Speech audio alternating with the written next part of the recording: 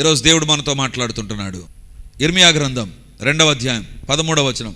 నా జనులు 2 నేరములు చేసి ఉన్నారు, జీవజలముల ఊటనైనా నన్ను విడిచి ఉన్నారు. తమ కొరకు తొట్లను అనగా బద్దలై నీళ్లు నిలువని తొట్లను తొలిపించుకొని ఉన్నారు. ఇక్కడ ప్రజలు మనం చూస్తున్నాం ఎలా ఉన్నారంట. వాళ్ళు 2 నేరాలు చేశారంట. మొదటి నేరం ఏంటి తెలుసా? జీవజలముల ఊటైనా నన్ను విడిచి ఉన్నారు. ఊట ఎక్కడుంటుందండి? ఊట ఎక్కడుంటుంది?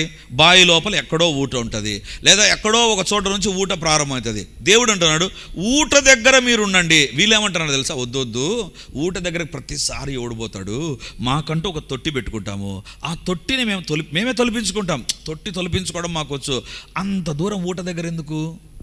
దేవుడు అంటాడు జీవజలముల ఊట దగ్గరికి రావాలి. That is God's process.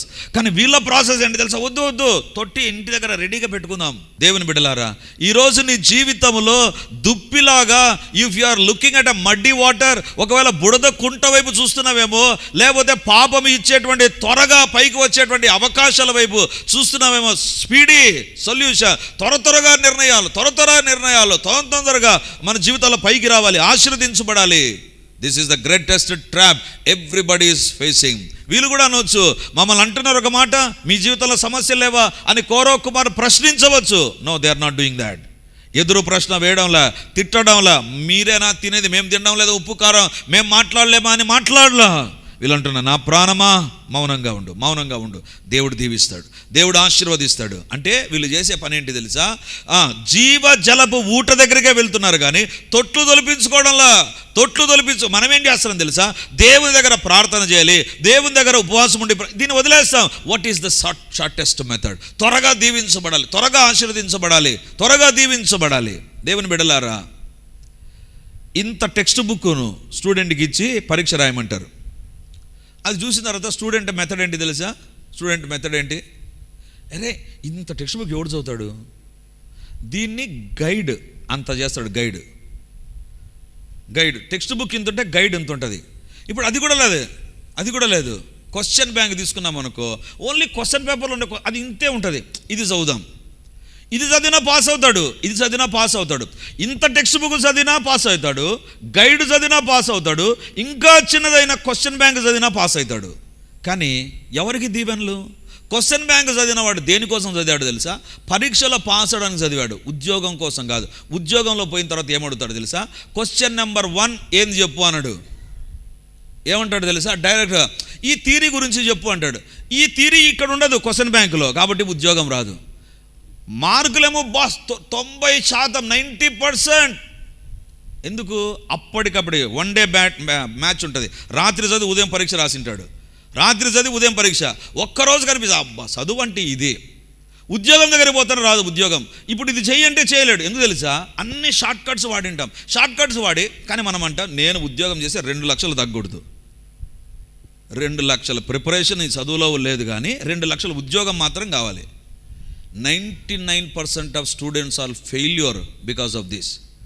మార్కులేమో కావలసినన్ని ఉంటాయి, జ్ఞానం ఉండదు. ఈరోజు దేవుడు కూడా అంటున్నాడు, జీవజలముల ఊటనైనా నన్ను విడిచి మీరేం చేశారు? మీకై మీరు తొలిపించుకున్న తొట్ల దగ్గరకు చూస్తున్నారు. దేవుని బిడ్డలారా, ఈరోజు దేవుడు అడుగుతుంటున్నాడు, వీళ్ళు చేసే పని ఏంటి తెలుసా?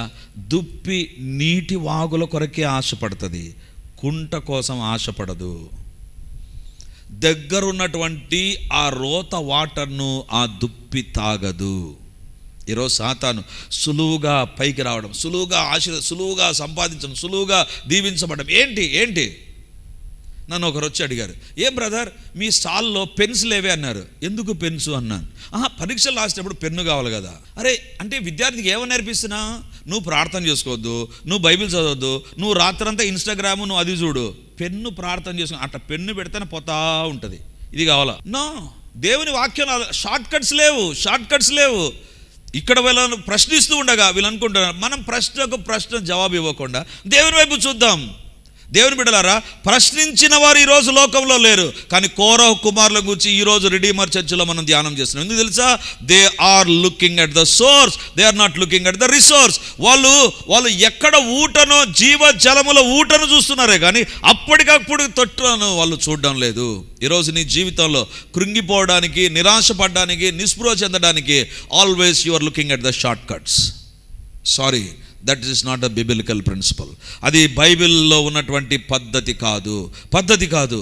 ఈరోజు దేవుడు నీతో మాట్లాడుతున్న మాట, దేవుని బిడ్డగా నిరాశ, నిస్పృహ నీ జీవితంలోకి వచ్చినప్పుడు నువ్వు ఏ రకంగా బలపరుచుకుంటావు? దేవుడు ఉన్నాడు, దేవుడు సాయం చేస్తాడు, దేవుడు మాట ఇచ్చాడు, దేవుడు నెరవేర్చిన వాగ్దానాలు ఏమున్నాయి, ఖచ్చితంగా నెరవేరుస్తాడు అని ఎప్పుడైతే ఎదురు చూస్తావో దేవుడు కోరహు కుమారులాగా నిన్ను నిలబెడతాడు. బైబిల్లో ఇందాక మనం చూసాం, యోసేపు నిలబెట్టాడు దేవుడు. యోసేపుకి ఇచ్చిన మాట నెరవేర్చున్నాడు దేవుడు. ఎన్ని కష్టాలు ఎంత వచ్చినా don't look at the short cuts. ఈరోజు I don't know why God is talking to you like this. నీ జీవితంలో ఏది సులువైన మార్గం, పరిష్కారం ఏది? వాక్యము, ప్రార్థన, వీటికి దూరం అయిపోయి if you are trying on your own, అప్పటికి it will be a best but not in the long run. అందుకే వాళ్ళు అంటున్నారు, దుప్పి నీటి వాగుల కొరకు ఆశపడినట్లు నేను నీ కొరకు ఆశపడుచున్నాను. దేవుని బిడ్డలారా, ఈరోజు దేవుడు మనతో మాట్లాడుతున్నాడు. రెండవదిగా తిరిగి అదే వచనం చదవండి, 42వ అధ్యాయం 1వ వచనం. దుప్పి నీటి వాగుల కొరకు ఆశపడినట్లు దేవా నీ కొరకు నా ప్రాణము ఆశపడుచున్నది. నా ప్రాణము దేవుని కొరకు తృష్ణగొనుచున్నది, జీవము గల దేవుని కొరకు తృష్ణగొనుచున్నది. దేవుని సన్నిధికి నేనెప్పుడు వచ్చేదను, ఆయన సన్నిధిని నేనెప్పుడు కనబడేదను. చాలు, దుప్పి నీటి వాగుల కొరకు ఆశపడినట్లు. ఇందాక నేను చెప్పాను, దుప్పి అనేటువంటిది, this deer is a very fast moving animal. చాలా వేగంగా వెళుతుందండి, వేగంగా వెళుతుంది. దేనికోసం వెళుతుందంటే అక్కడున్న గుంటను పట్టించుకోదు, అక్కడున్నటువంటి మురికి నీటిని పట్టించుకోదు, నీటి వాగుల దగ్గరికి వెళ్తుంది. ఎలా వెళ్తుంది తెలుసా? పెళ్లి కూతురు పెళ్లి రోజు నడిచినట్టుగా టింగ్ టింగ్ అని నడుస్తుంది. It will have its own speed to reach the source. నీటి కొరకు అది పరిగెత్తదండి, నీటి కొరకు అది పరిగెత్తది. అందుకే బైబిల్లో వ్రాయబడింది, వాగు కోసం ఆశపడి పరిగెత్తేది. అది వాగు కోసం ఆశపడుతుంది. ఎప్పటికీ కూడా అది ఏం చేస్తుందంటే తన జీవితంలో పరిగెత్తి తను ఏది చేయాలో అది చేస్తుంది, అంతే తప్ప దగ్గరుండే దాన్ని కేవలం కూర్చొని నడుచుకొని చేయదు. అది చేయదు. అది దుప్పికున్నటువంటి లక్షణం కాదు, మిగతా లక్షణం అది, మిగతా వాటి లక్షణం అది ఉంటుంది. ఇప్పుడు చూడండి, పందికొక్కు ఉంటుంది. ఆ పందికొక్కుని మీరు చూస్తే ఎక్కడ ఉంటుంది తెలుసా? ఎక్కడ అవైలబుల్గా ఉంటుందో అక్కడే ఉంటుందండి. అది కాలువైనా ఆడనే ఉంటుంది, ఆడనే దాంకొని ఉంటుంది. ఎందుకో కాలువ దగ్గర రెడీగా వచ్చి పడతా ఉంటుంది. అది ఎంత రోతైనా ఆడనే ఉంటుంది. నాకు చాలు, బయట తిరగను. తన దుప్పి ఆ రకంగా కాదు, తన వాగు కోసం పరిగెత్తది. ఒకవేళ ఏదైనా జంతువు తరిమిందా, తరమబడుతుందే కానీ అది ఎక్కడో ఉన్నటువంటి నీళ్ళను తాగి మళ్ళీ ముందుకెళ్ళేటువంటిది కాదు. అది వాగు కోసమే వెతుకుతుంది, వాగు కోసమే పరిగెత్తది. దేవుని బిడ్డలారా, నీ పరుగు ఎక్కడికి ఉంది? ఈరోజు నువ్వు దేని వైపు తిరుగుతున్నావు అది దేవుడు అడుగుతుంటున్నాడు. ఈ దుప్పిని తరమండి, ఎంత దూరమైనా వెళ్తే తప్పించుకొని, కానీ ఎక్కడ ఉంటుంది అంటే తిరిగి వాగు దగ్గరే కనపడుతుంది. అది ఈరోజు దేవుడు అడుగుతుంటున్నాడు. నీ జీవితంలో కూడా పరిస్థితులు నిన్ను తరుముతాయి, శ్రమలు నిన్ను తరుముతాయి, కష్టాలు నిన్ను తరుముతాయి, వేదనలు తరుముతాయి, ఒక అనానుకూల పరిస్థితి నీ జీవితాన్ని తరుముతాయి. ఎక్కడికి పరిగెత్తున్నావు? వాక్యం దగ్గర పరిగెత్తున్నావా? ప్రార్థన దగ్గరికి పరిగెత్తున్నావా? దేవుని పైన విశ్వాసం పైన అక్కడికి పరిగెత్తున్నావా? ఎక్కడికి పరిగెత్తున్నావు? ఈరోజు దేవుడు అడుగుతుంటున్నాడు. దుప్పికి నీరు ఎంతైనా అవసరం, కానీ అది వాగు దగ్గరికే పరిగెత్తది. దేవుని బిడ్డగా నీ జీవితంలో ఎక్కడికి పరిగెత్తాలి తెలుసా? దేవుని దగ్గరికే మొట్టమొదటిగా దేవుని దగ్గరికే పరిగెత్తు. మొట్టమొదటి సందేశం, మొదటి పాయింట్ ఏంటంటే, don't look at the short cuts that are available in front of you. నీ దగ్గర ఉండేటువంటి వాటిపైకి వెంటనే నువ్వు ఆశపడి వెళ్ళిపోవద్దు. దేవుని బిడ్డలారా, ఒక సహోదరుడు నా దగ్గరికి వచ్చి ఒక మాట చెప్పాడు. అన్నా, దేవుడు ఈరోజు గొప్ప అద్భుతం చేశాడు. ఏంటి బ్రదర్, ఏం అద్భుతం చేశాడు? నాకు చాలా అప్పులు ఉన్నాయి కదన్నా. అవును, అప్పులు తీర్చబడినట్లుగా. అన్నా, ఈరోజు ఉదయాన్నే ఒక ఫోన్ వచ్చిందన్న నాకు. ఏమంటే, మీకు 2 లక్షల అప్పు కావాలన్నా, మేము చెబుతున్నటువంటి ఈ సమాచారం వినండి. మీరు ఈ యొక్క మెసేజ్ తర్వాత, ఈ మాట తర్వాత ఎప్పుడైతే మీ జీవితంలో మీ యొక్క ఆధార్ కార్డు ఇస్తారో 2 లక్షలు మీ అకౌంట్లో పడుతుంది అన్నాడు. అన్న, దేవుడు ఎంత అద్భుతం చేశాడు. నేను ఊరికి ఆధార్ కార్డు పంపించాను, 2 లక్షలు నా దగ్గరికి వచ్చిందన్న. నేను అన్నాను, బ్రదర్ ఏం చేశారు మీరు? 2 లక్షలు మీరు ఏం చేశారు? ఆల్రెడీ మీకు 30 లక్షలు అప్పు ఉంది. ఇప్పుడు ఏం చేశారు? మళ్ళీ 2 లక్షలు అప్పు చేశారు మీరు. Again you have increased your talent by increasing your డెబ్ట్. దేవుని బిడ్డలారా, అప్పు చేసావు నువ్వు, మళ్ళీ అప్పు ఎవరు తీరుస్తారు? అన్న అది చూడలేదన్నా, నేను నా దగ్గర డబ్బు వస్తుంది, ఏందన్నా ఆధార్ నంబర్ అట్లా పెట్టేశాను, టింగ్ అని శబ్దం వచ్చింది, చూస్తే పడిపోయింది డబ్బు. బ్రదర్, మీ ఆధార్ కార్డు దొరికింది వాళ్ళ దగ్గర, మీ డేటా మొత్తం వాళ్ళ దగ్గర ఉంది. వాళ్ళు ఎప్పుడైనా మీ ఇంటికి వచ్చి పట్టుకుంటారు మిమ్మల్ని, డబ్బు కట్టకపోతే. అమ్మో అదంతా నేను చూడలేదన్నా. దేవుని బిడ్డలారా, దేవుని దగ్గరికి పరిగెత్తకుండా ఈరోజు దేవుని బిడ్డవని చెప్పుకుంటూ ఎక్కడికెక్కడికో పరిగెత్తున్నావు. దేవుడు మనతో మాట్లాడుతున్నాడు. ఈ లోకంలో మనిషి డబ్బు కోసం పరిగెత్తున్నాడు, ఉద్యోగ ప్రయత్నాల కోసం పరిగెత్తున్నాడు. ఇవన్నీ మంచిదే, నేను కాదనను. కానీ దేవుడిచ్చే వాటిని జీవితంలో ఉండాలే కానీ నీ సొంత పద్ధతుల ద్వారా నువ్వు తెచ్చుకోవడానికి ప్రయత్నం చేసేది అది నీ జీవితంలో నీకు నష్టాన్ని కలగజేస్తుంది. ఈరోజు దేవుడు మనతో మాట్లాడుతుంటున్నాడు. What is important in your life? నీ జీవితంలో ఏది కావాలో తెలుసా? దేవుని సన్నిధితో పొందుకో ఆశీర్వాదం. దేవుని సన్నిధి ప్రక్కన పెట్టి పొందుకునే అది ఎప్పటికైనా ఒక నష్టమే. బైబిల్లో గొప్ప సవాళ్ళు ఎదుర్కొన్న వ్యక్తి ఎవరంటే, నాకు అనిపిస్తుంది బైబిల్ గ్రంథం అంతట్లో వడబోసి చూస్తే గొప్ప సవాళ్ళు ఎదుర్కొన్నటువంటి వ్యక్తి మోషే అండి. లక్షల మందికి ఆహారం పెట్టాలి, లక్షల మందికి నీళ్లు పెట్టాలి, లక్షల మందికి ఏ జబ్బులు రాకుండా చూసుకోవాలి. ఇప్పుడు గవర్నమెంట్ ఏం చేసింది? ప్రతి వీధిలో ఒక హాస్పిటల్ పెట్టింటుంది. మోషేని అడుగుదాం, మోషే 40 సంవత్సరాల అరణ్యంలో ఉన్నావు కదా మోషే, ఏం హాస్పిటల్? ఏం లేదు. నీకు వాటర్ ట్యాంక్ ఏమన్నా కట్టుకున్నావా? లేదు. నీకు ఆహారం ఉండడానికి ఏదన్నా హోటల్ ఏదన్నా ఉందా? లేదు. ఎలా మోసే 40 సంవత్సరాలు లక్షల మంది నడిపించావు? ఏమంటాడు తెలుసా? నా యొక్క ధైర్యం అంతా ఒకటి. ఏంటి తెలుసా? బైబిల్లో చూడండి, నిర్గమాకాండం 33వ అధ్యాయం 15వ వచనం 16వ వచనం. మోసే చేసిన పని ఇదే. గొప్ప సవాళ్ళు ఉన్నాయి మోసేకు, మామూలు సవాళ్ళు కాదు. లక్షల మందికి భోజనం, లక్షల మందిని. నిర్గమాకాండం 33వ అధ్యాయము 15-16 వచనాలు. మోసే, నీ సన్నిధి రాని ఎడల ఇక్కడ నుండి మమ్ము తోడుకొని పోకుము. నా ఎడలను నీ ప్రజల ఎడలను నీకు కటాక్షము కలిగినదని దేని వలన తెలియబడును? నీవు మాతో వచ్చుట వలనే కదా. అట్లు మేము అనగా నేనును నీ ప్రజలను భూమి మీదనున్న సమస్త ప్రజల నుండి ప్రత్యేకించబడమని ఆయనతో చెప్పాను. భూమి మీదనున్న ప్రజలలో మేము ప్రత్యేకం. ఎప్పుడు ప్రత్యేకం తెలుసా? నీవు మాతో రాని ఎడల మమ్మల్ని పంపొద్దు ప్రభువా. దేవా, లక్షల మంది నడిపించడానికి నాకు ఐగుప్తులో ఉన్న ట్రైనింగ్ సరిపోదు ప్రభువా, నీ సన్నిధి నాకు తోడుగా ఉండాలి. లక్షల మందికి ఆహారం పెట్టడానికి నా దగ్గర టాలెంట్ లేదు, ఆ పాత్ర లేదు.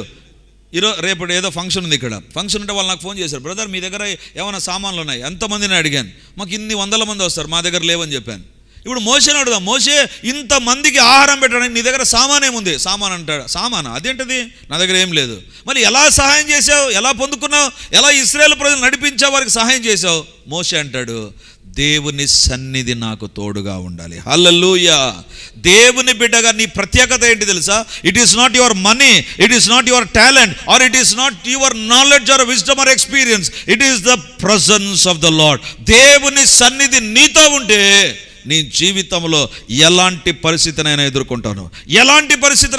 అందుకే వీళ్ళంటారు, నా ప్రాణమా కృంగి ఉన్నావా, తొందరపడకు, దేవుని యందు నిరీక్షణ ఉంచుము. అందుకే వీళ్ళంటారు, దుప్పి ఏ రకంగా వాగు దగ్గరికి పరిగెత్తదో, నేను కూడా నీ దగ్గరికి వస్తున్నా ప్రభువా, ఈరోజు దేవుడు మనతో మాట్లాడుతున్న మాట, if you want to be a unique person, నీ జీవితంలో ప్రత్యేకించబడ, నీ బంధువులలో ప్రత్యేకంగా నువ్వు ఉండి దీవించబడాలి అంటే, నీ స్నేహితులు, నీ ఆఫీస్లో, నీ చదువుల్లో, నీ యొక్క పరిచర్యలో కూడా ప్రత్యేకంగా ఉండాలంటే, always depend on the presence of God. దేవుని సన్నిధిని కోరుకో. దేవా, నీ సన్నిధి నాకు కావాలి ప్రభా, నీ సన్నిధి నేను దూరం కాకూడదు ప్రభా. దేవుని బిడ్డలారా, ఈరోజు దేవుడు మనతో మాట్లాడుతున్నాడు. మోషే 40 సంవత్సరాలు ఒక్క సవాలు కాదు, లక్షల మంది సవాలు ఒక్కని ఎదుర్కొన్నావు. ఏ రకంగా సాధ్యమైంది? యెహోషువ అంటాడు, ఆయన సన్నిధే నేను కోరుకున్నా. ప్రతి దానికి దేవుని దగ్గరికి వెళ్ళాను. దేవుని బిడ్డలారా, అందుకే మోషే కోసం దేవుడు ఏ అద్భుతమైన చేయడానికి రెడీ అయిపోయాడు. ఎందుకు తెలుసా? లక్షల మంది సనిగే బ్యాచ్ అండి, లక్షల మంది గొనిగే బ్యాచ్. నీ ఇంట్లో గొనిగే వాళ్ళు ఉండొచ్చు, నీ ఇంట్లో సనిగే వాళ్ళు ఉండొచ్చు, నీ ఇంట్లో తాగుబోతులు, తిరుగుబోతులు, తిట్టుబోతులు ఉండొచ్చు. But you always tarry for his presence. ఆయన సన్నిధి కోసం నువ్వు కనిపెట్టే వ్యక్తివైతే ఇట్ డజంట్ మ్యాటర్ ఎంతమంది వ్యతిరేకంగా ఉన్నారు, పట్టించుకోడు దేవుడు. నువ్వు దేవుని సన్నిధి కోసం ఎదురు చూస్తున్నావా? లక్షల మందికి చేత కాదు. I'm sorry to say that. అహరోను కానీ, మిరియాము కానీ, వీళ్ళు కూడా దేవుని సన్నిధి కోరుకోవాలి, మాకు పవర్ కావాలని కోరుకున్నారు వాళ్ళు. మోషే ఒక్కడే, నీ సన్నిధి నాకు కావాలి ప్రభువా అన్నాడు. అందుకే దేవుడు మోషేను అంతగా దీవించాడు, అంతగా ఆశీర్వదించాడు. అందుకే నాకెప్పుడు ఒక సమస్య దగ్గరకు వస్తున్న నా ఇన్స్పిరేషన్ ఎవరంటే మోషేనే. ఇంత పెద్ద సమస్యలు అవలీలగా సాధించాడు. ఏ రకంగా? అందుకే అండి 6 రోజుల ప్రార్థన ఎందుకు పెట్టాం తెలుసా? మొట్టమొదటిసారిగా కదిరిలో మీటింగ్ పెడుతున్నాం 15 సంవత్సరాల తర్వాత.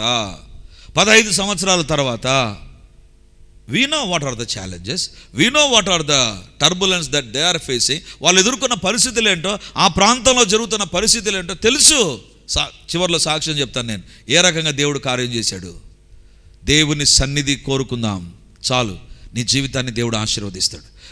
నీవు కోరుకోవాల్సింది ఒకటే, I need your presence lord. దుప్పి అంటది, నేను దగ్గర ఉన్న నీటి కోసం కాదు, వాగు కోసమే పరిగెత్తా. ఎక్కడున్న వాగే నాకు కావాలి. ఈరోజు దేవుడు అడుగుతుంటున్నాడు, షార్ట్ కట్స్ వైపు ఆధారపడకు. రెండవదిగా దేవుని సన్నిధి కొరకు మాత్రమే ఆశపడు. దేవుడు ఏదైనా చేయగలడు. ఇందాక మనం ఏదైనా చేయగలడు. ఆయన ఏదైనా చేయగలడు. ఆయనకు అసాధ్యమైనది ఏది లేదు. 3వ భాగంలోకి వస్తాను. తిరిగి 42వ అధ్యాయం 1వ వచనం చదువుకుందాం. దుప్పి నీటి వాగుల కొరకు ఆశపడినట్లు దేవా నీ కొరకు నా ప్రాణము ఆశపడుచున్నది. దుప్పి నీటి వాగుల కొరకు ఆశపడునట్లు. వాగులో ఉండేటువంటి నీరు ప్రవహించే నీరా, నిలబడిన నీరా? కదా, ఇంకో మాట చెప్తాను. అది పాత నీరా, కొత్త నీరా? కొత్త నీరు. ప్రవహిస్తున్న నీరు పాత నీరు కాదు. అది ఒకవేళ ఒక చోట నిలబడి ఉంటే అది పాత నీరు అవుతుంది. దుప్పి ఎప్పటికీ it always look for a fresh water. దేవుని బిడ్డగా నీ జీవితంలో ఏముండాలి తెలుసా? పాత అనుభవాలు కాదు, కొత్త అనుభవాలతో ముందుకెళ్ళడానికి ప్రయత్నం చేయి. ఎప్పటికీ నీ పాత అనుభవాలు ఈ కష్టం వచ్చిందా, వాళ్ళు ఉన్నారు, వాళ్ళు సాయం చేయాలి పోతానే పెద్ద డిస్కరేజ్మెంట్ ఉంటుంది ఆడ. ఎందుకు? నువ్వు ఏం చూసావు? ఇంతకుముందు వాళ్ళు సాయం చేశారు కదా, ఇప్పుడు దేవుని విడిచిపెట్టేశావు, పాత అనుభవంలోకి వెళ్తావు, అక్కడ పడుతుంది ఒక డిస్కరేజ్మెంట్. దబ్బరే ఏంది వీళ్ళు ఇట్లా చేశారండి, ఇంతకుముందు చేశారు కదా. ఈ దుప్పికున్నటువంటి లక్షణం ఏంటి తెలుసా? It won't depend on old things, it always look for new. దేవా, ఇప్పుడు ఈ సమస్యలో మరొకసారి ఇంటర్వ్యూగా ప్రభా కొత్త కార్యం నేను చూస్తాను ప్రభా. దేవుని యొక్క వాక్యంలో మనం చూస్తాం కదా, దేవుని యొక్క లక్షణం ఏంటి తెలుసా? ఇదిగో పాతవి గతించను, సమస్తము నూతనమాయను. దేవుడు ఎప్పుడు కూడా old is gold, that is లోకంలో ఉన్నటువంటి సామెత. పాతది బంగారం, అది పాతది విలువ కలిగింది. కానీ దేవుడు అట్లా చేయడు. God will always have. ఇంకో మాట చెప్తానండి, పరీక్షలు జరుగుతున్నాయి కదా, పరీక్షలు ప్రారంభమైనాయి. మీ పిల్లలకు సద్దన్నం పెడతారా? తినరా, పెద్దను రాజు కొడుకొని మర్యాద సద్దన్నం తిను అంటారా? పరీక్షలు, అమ్మ వీనికి హెల్త్ ఏమైనా ప్రాబ్లం అవుతుందేమో, కొత్తగా అప్పుడప్పుడు వేడివేడిగా వండింది పెడతాం మనం. దేవుని దగ్గర మనం వచ్చి, ప్రవ్వా వాళ్ళ దగ్గరికి పోయినాను ప్రవ్వా, వాళ్ళు ఏం సాయం చేయాలి? దేవుడు అంటాడు, మళ్ళీ పాత మెత్తడ్లోకి వెళ్ళిపోయావే. నా పైన ఆధారపడితే దేవుడు ఎప్పుడు కూడా కొత్తగానే చేస్తాడండి. అందుకే నేను ఎప్పుడు చెప్తూ ఉంటాను, God is not a photostat God. దేవుడు నువ్వు ఫోటోస్టాట్ మిషన్లో పెట్టావంటే ఆ కాపీ ఎన్నిసార్లు తీస్తుంటుంది. అది దానికి తెలిసినంత పాత దాన్ని తీయడమే, కాపీ కొట్టడమే దానికి చేతనవుతుంది. దేవుడు ఎప్పుడు కాపీ కొట్టే దేవుడు కాదు. దేవుడు అంటాడు, యెషయా గ్రంథం 43వ అధ్యాయం 19వ వచనం చూడండి. ఇదిగో నేనొక నూతన క్రియ చేయుచున్నాను. ఇదిగో నేనొక నూతన క్రియ చేయుచున్నాను. ఎలాంటి క్రియ చేస్తాడంట? నేను క్రియ చేస్తాను అని చెప్పడంలా, నేను నూతనమైన క్రియ చేస్తాను, నూతనమైన క్రియ చేస్తాను. ఇప్పుడు మన ఇంట్లో కూడా వంటలు వండుతారండి. ఉదాహరణకు అనుకుందాం, చేపలు మీ ఇంట్లో వండినారు, కానీ పక్కింట్లో వాళ్ళ చేప తెచ్చాము, కూర తెచ్చాము, అది బలి ఉంటుంది. అంటే నేను అనేది పక్కింటి పుల్లకూర బాగుంటుంది అది కాదు నేను చెప్పేది. అంటే దేన్ని మనం ఇష్టపడతామంటే కొత్తగా ఉన్నది అనుకో. అందుకే ఇప్పుడు ఏం చేస్తారు, పాత వంటకానికి కొత్త పేరు పెడతారు. అప్పుడే మనం పోతాం హోటల్కు. పాత వంటకమే, కానీ కొత్త పేరు పెట్టింటాడు. అది మనకు అర్థం కాని పేరు ఉంటుంది. అబ్బో ఏదో తినదు ఇదా అంటాం మనం. దేవుడు అలా చేసే దేవుడు కాదు. ఇదిగో నేను ఒక నూతన క్రియ చేయుచున్నాను. దేవుడు ఎప్పటికీ కూడా నీ జీవితంలో new or a very unique or very very rare వేలో దేవుడు దర్శిస్తాడండి. మనం ఏమంటాం తెలుసా, మాకు పాత చింతకాయ పచ్చడే బాగుంటుంది ప్రభా, ఇంతకుముందు చేసినట్టు చేయి ప్రభా. బైబిల్ ఎక్కడ కూడా చేసినట్టుగా లేదండి. ఎందుకంటే దేవుడు ఎప్పటికీ నూతన క్రియ చేస్తాడు. Always depend on God, not on the old things. Old థింగ్స్ని బట్టి దేవుని స్తుతించు, కానీ అదే రకంగా జరుగుతుందని మాత్రం ఎక్స్పెక్ట్ చేయొద్దు. ఎందుకు తెలుసా, దట్ ఈస్ యువర్ మిస్టేక్. దేవుడు ఎప్పుడూ ఆ రకంగా చేయడు. దేవుడు ఎప్పటికీ కొత్త విధానాలు ఉంటాయి. ఇది ఒక రకమైన థాట్ అయితే, ఇంకొక రకమైన థాట్ చూపిస్తాను మీకు. బైబిల్లో చూడండి, మత్తయి సువార్త 9వ అధ్యాయం 17వ వచనం. మత్తయి సువార్త 9వ అధ్యాయం 17వ వచనం. మరియు పాత తిత్తులలో క్రొత్త ద్రాక్షారసము పోయరు, పోసిన ఎడల తిత్తులు పిగిలి ద్రాక్షారసము కారిపోవును, తిత్తులు పాడగును. అయితే క్రొత్త ద్రాక్షారసము క్రొత్త తిత్తులో పోయిదురు, అప్పుడు ఆ రెండును చెడిపోకయుండునని చెప్పాను. ఎప్పుడు చెడిపోతుంది, ఎప్పుడు చెడిపోదు అనేటువంటి దేవుడు చెప్తున్నాడు అండి. ఇప్పుడు ద్రాక్షారసం తీసుకొని పాత రకమైనటువంటి తిత్తులు, అంటే ఆ దినాల్లో చర్మంతో చేసిన ఉండేవి, పాత దాంట్లో పోసామంటే, ఎక్కువ సార్లు వాడామంటే ఆ యొక్క స్కిన్ అనేటువంటిది, ఆ పశువు చర్మం అనేటువంటిది డ్యామేజ్ అయిపోతుంది, ఆ ద్రాక్షారసం కారిపోతుంది. కొత్త ద్రాక్షారసాన్ని తీసుకొని పాత తిత్తుల్లో వేస్తే రెండు వేస్ట్ అయిపోతాయి. తిత్తి కారిపోతుంది, ఆ ద్రాక్షారసం ఎత్తిపోతుంది. ఇప్పుడు దేవుడు అంటున్నాడు, నీ జీవితంలో పాత అలవాట్లను తెచ్చి కొత్త క్రైస్తవ జీవితాన్ని జీవించాలంటే మాత్రం సాధ్యం కాదు. ఒకప్పుడు నువ్వు వదిలేసిన ఒక అలవాటు, ఒకప్పుడు ఇది చెయ్యను, వీళ్ళతో మాట్లాడను, వీళ్ళతో తెగదెంపులు చేసుకుంటా, వీళ్ళను బట్టి నేను జీవించను, వీళ్ళతో నేను ఉండను అని తీర్మానం చేసుకొని ప్రభు బిడ్డ అవుతాననే మాట ఇచ్చి మళ్ళీ పాత జీవితంలోకి నువ్వు వెళ్ళావంటే నీ జీవితంలో నీవు దేవుని యొక్క దుప్పివి కాదు. నువ్వు ఎందుకు తెలుసా, you are looking again old things. పాత అలవాట్లు, పాత సంబంధాలు, పాత కోరికలు, పాత వ్యక్తులు, పాత పద్ధతులు, పాత రకమైనటువంటి ప్రయత్నాలు అన్ని పాతవి చేయడం ప్రారంభిస్తావు, రెండు చెడిపోతాయి. అంటే నీ ప్రయత్నం చెడిపోతుంది, నువ్వు అనుకున్నటువంటిది విఫలమైపోతుంది. దేవుడు అంటున్నాడు, always I'm the God who deals newly. కొత్తగా దర్శిస్తా. దేవుని బిడలారా, ఈరోజు దేవుడు మనతో మాట్లాడుతున్న మాట ఏంటంటే, ఏదైనా తిరిగి మెల్లగా పాతది ఏదైనా వస్తుందా? పాత అలవాటు, పాత వ్యక్తులు, పాత పాపాలు, పాత రకమైనటువంటి ఆలోచన విధానం, మళ్ళీ తిరిగి ఆర్ యు గోయింగ్ బ్యాక్ వెనక్కి వెళ్ళిపోతున్నావా? దేవుడు ఈరోజు మాట్లాడుతున్నాడు, పాత దానితో కొత్త రోజును నింపుకోవద్దు, కొత్త ఆత్మీయ జీవితాన్ని ప్రారంభించవద్దు. If you do that you will be at a risk. దేవుని బిడలారా, ఇక్కడ వ్రాయబడినటువంటి మాట, పాత తిత్తులలో కొత్త ద్రాక్షారసం తయారు చేయాలంటే ఎంత టైం పడుతుందో, కానీ ఒక్కసారి ఆ తిత్తిని నువ్వు చూడకుండా పోసేసావంటే అంతవరకు నీ ప్రయాస వ్యర్థమైపోతుంది. అందుకే దేవా, నా జీవితంలో నీ చిత్తానుసారంగా నన్ను నడిపించు. నాలో ఏ పాతది లోక సంబంధం తిరిగి నా జీవితంలోకి రాకూడదు ప్రభువా. మెల్లిమెల్లిగా నా జీవితంలో పాపము పెరిగిపోయి వాక్యము ప్రార్థన తగ్గిపోతుంది అని అనిపిస్తే ఖచ్చితంగా దేవుని వైపు చూడు. ఈరోజు నీ జీవితంలో తిరిగి ఏదైనా పాత రకమైన స్థితిగతులు వస్తూ ఉంటే, దేవా నన్ను క్షమించు అని ఆయన వైపు చూద్దాం. దుప్పి ఎందుకు వీళ్ళు ఉపయోగిస్తున్నారో తెలుసా? దుప్పి ఎప్పటికీ దగ్గర ఉన్న వాటిని చూడదు, దూరంగా ఉన్నటువంటి దాన్నే, ఆ యొక్క నీటి వాగుల్ని చూస్తుంది. రెండవదిగా దుప్పికి ఉండేటువంటి ఎంత దూరమైనా ఆ వాగు దగ్గరికే వెళ్తుంది. తన జీవితంలో మొట్టమొదటి ప్రయారిటీ వాగే. నీ జీవితంలో కూడా దేవుని సన్నిధి, దేవుని వాక్యము, దేవుని పట్ల విశ్వాసం, ప్రార్థన, ఇది ఎన్నడూ మిస్ప్లేస్ కాకూడదు. ఫస్ట్ ప్రయారిటీ దాంట్లోనే ఉండాలి.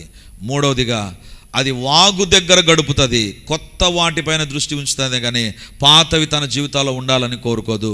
దేవుని అడుగుదాం, ప్రభువా ప్రతి పరిస్థితిలో నీ వైపే చూడడానికి సహాయం చేయండి, నిన్నే నమ్మడానికి సహాయం చేయండి.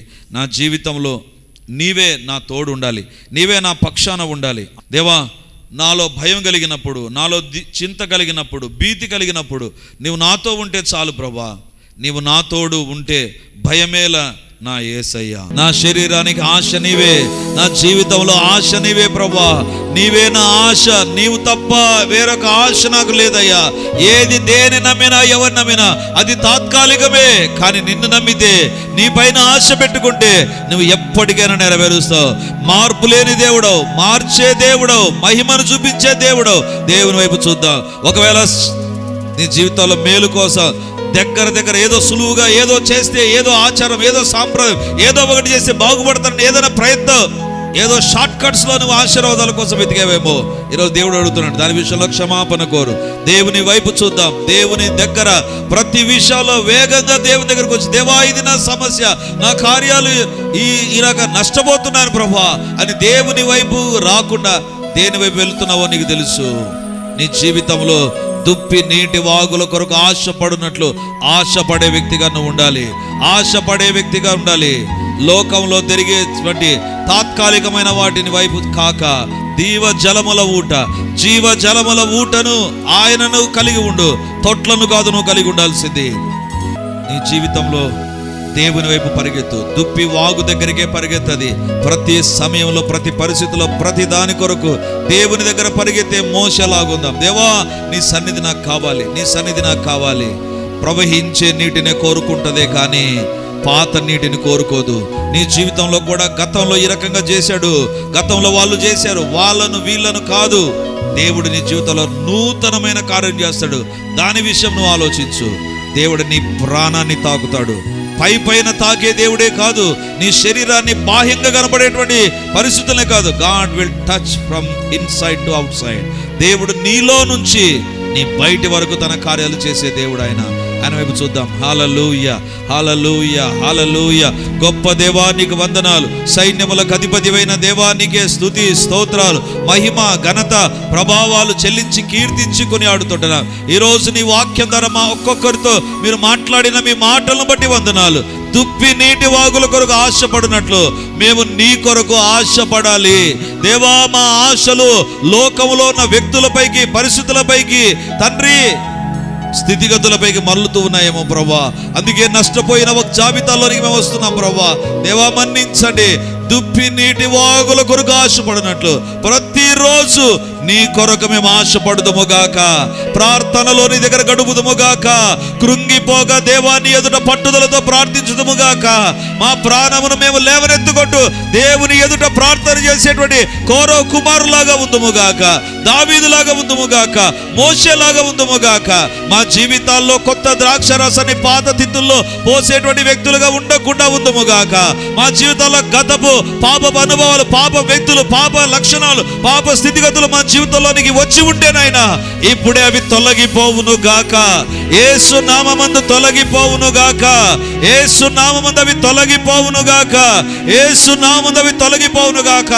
అలవాట్లు లేకపోతే లోక సంబంధమైనటువంటి ఆచారాలు, సాంప్రదాయాలు, పద్ధతులు, నిరాశ, నిస్పృహ, కృంగిపోయి ప్రార్థన చేయకుండా బైబిల్ దూరం అయిపోయి చర్చికి ఇష్టపూర్వకంగా రాక బలవంతం మీదుగా వచ్చే తప్పులు పనులు ఎవరు చేసి ఇక్కడికి వచ్చినా మీ రక్తమే కడుగును గాక.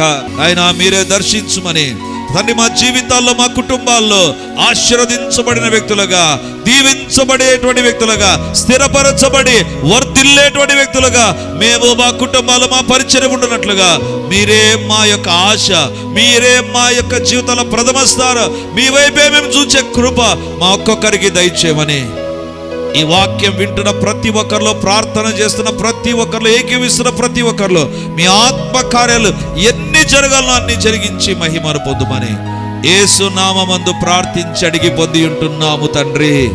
ఆమేన్, ఆమేన్.